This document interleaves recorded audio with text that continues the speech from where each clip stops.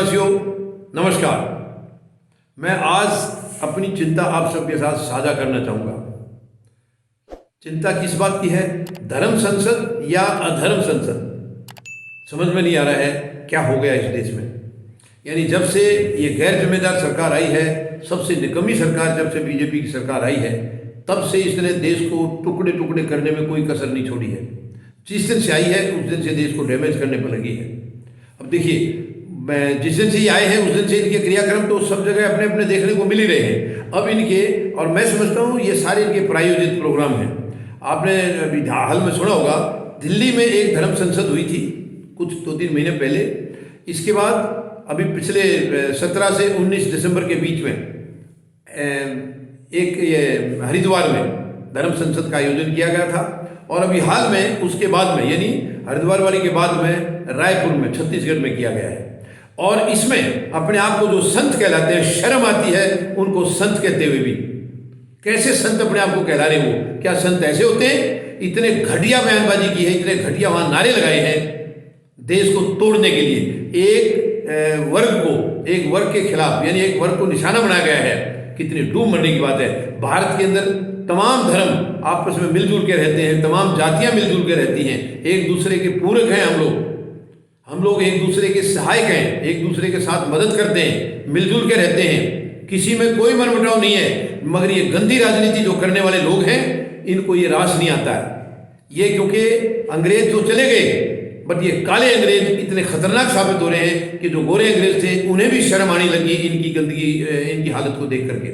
उन्हें भी शर्म आने लगी कि इतना अत्याचार तो हम भी नहीं कर पाए थे जितने ये खुद उन्हीं के देशवासी कर रहे हैं। तो इनको तो देशवासी कहने के लायक भी नहीं है ये, एक्चुअली देशवासी कहने के लायक नहीं है। ये देश को कहीं से भी अपना मानते नहीं है। आज़ादी से लेकर के इनका, आज़ादी के योगदान में जो लड़ाई का जो था, आज़ादी का जो हमारा संघर्ष था, उसमें इनका कोई योगदान नहीं था, कोई योगदान नहीं था। और जिन्होंने वो लड़ाइयाँ लड़ी हैं, जो महान शहीदियाँ दे करके हमारे को अंग्रेजों के चुंगल से निकाल के गए थे, ये उनको आज शहीद मानने के लिए भी तैयार नहीं है। उनको भी ये उग्रवादी कहते हैं। शर्म की बात है।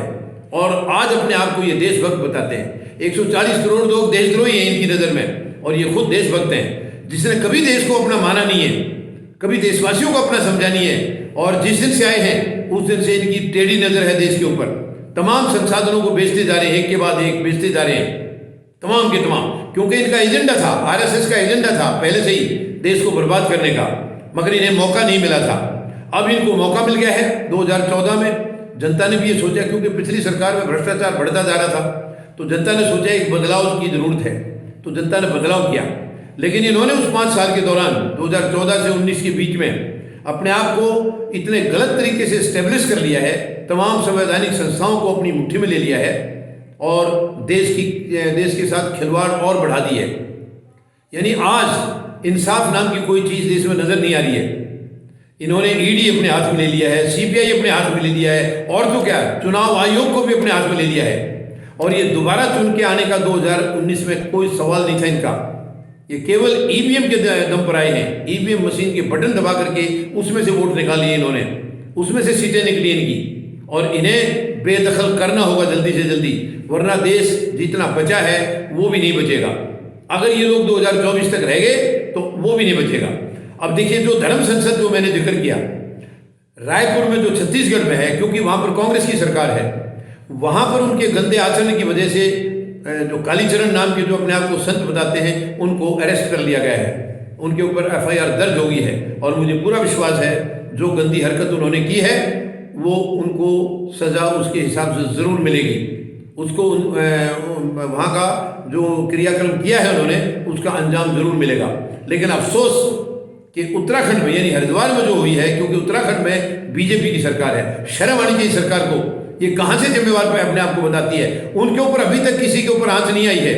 काफ़ी प्रेशर आने के बाद कुछ एफआईआर दर्ज हुई हैं, लेकिन क्यों इतना समय? क्या वो कानून से ऊपर है? क्या वो देश से ऊपर है?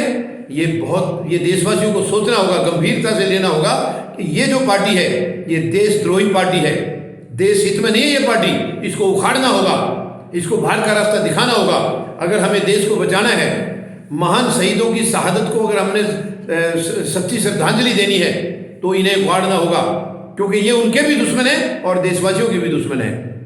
ये केवल लोभी और लालची लोग हैं, केवल भ्रष्टाचार करने आए हैं। दूसरी पार्टियों के खिलाफ आंदोलन करके, प्रचार करके इन्होंने अपने आप को ईमानदार होने की एक नकली छवि बनाई है। और उसके बाद आने जिस दिन से आए हैं, दोनों हाथों से देश को लूट रहे हैं, दोनों हाथों से। अब इन्हें बेदखल करना होगा, हर हालत में करना होगा। 24 तक अगर ये रह गए सॉरी, तो देश में कुछ बचेगा नहीं। इन्हें हमें जल्दी से जल्दी बेदखल करना होगा। मैं आप सबसे निवेदन करता हूँ, अब जो 2000 ये अभी इसमें 22 में अभी शुरू में चुनाव होने वाले 5 राज्यों में सबसे बड़ा राज्य उत्तर प्रदेश है। इन्हें वहाँ से उखाड़ना होगा ताकि इनको इनकी औकात नजर आ जाए। किसानों को इन्होंने बहुत दर्द दिया है और किसान अपना बदला लेने के लिए तैयार हैं। तो ये जो धर्म संसद, ये धर्म संसद नहीं है, मैं समझता हूँ ये अधर्म संसद है। अधर्म फैला रहे हैं, ये गंदगी फैला रहे हैं। कोई धर्म या जाति आपस में लड़ते नहीं है, ये लोग लड़ाते हैं क्योंकि इनको राजनीतिक दुकानें चलानी है।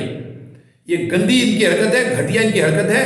तो मैं सब देशवासियों से निवेदन करूंगा, ये अधर्म करने वाले लोग नहीं चाहिए देश में। अधर्म करने वाले लोग जो है केवल डैमेज कर रहे हैं, तोड़ रहे हैं देश को। इनको बाहर का रास्ता दिखाना होगा। अगर हमें देश को बचाना है, महान शहीदों के सपनों के भारत का अगर निर्माण करना है, तो हमें इनको जल्दी से जल्दी उखाड़ना होगा।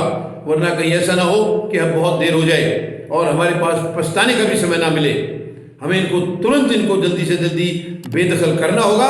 और उसके बाद दोबारा से चुनाव होंगे, उसमें गरीब, मजदूर, जवान और किसान, ये लोग सच्चे जनप्रतिनिधि के तौर पर चुनकर भेजे जाएंगे। और ईवीएम से नहीं, ये बल्कि बैलेट पेपर से चुनाव होंगे। जब ये सब जाएंगे संसद में, तभी ये देश तरक्की करेगा, तभी ये देश सबका भला कर पाएगा, तभी सभी देशवासियों को एक नज़र से देख करके, तभी गरीब की गरीबी दूर हो सकेगी, तभी मजदूर को उसकी मजदूरी का सही हिसाब मिल पाएगा। आज गरीब और नीचे जाता जा रहा है और जो इनके चाहते हैं वो तरक्की करते जा रहे हैं, दिन दूनी रात चौगनी। 3 उद्योग घराने इनके खास हैं, मुकेश अंबानी, अनिल अंबानी और गौतम अडानी।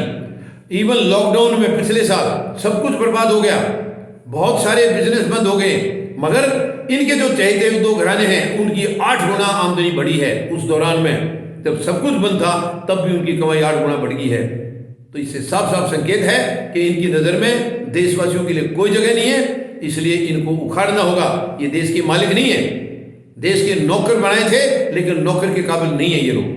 इन्हें उखाड़ना होगा और हमें एक राष्ट्रीय सरकार, यानी जो सबके हित में होगी, सभी वर्गों की होगी, सभी जातियों की होगी, ऐसी सरकार का निर्माण करना होगा ताकि वो देश का भला कर सके। धन्यवाद। जय जवान, जय किसान, जय हिंद।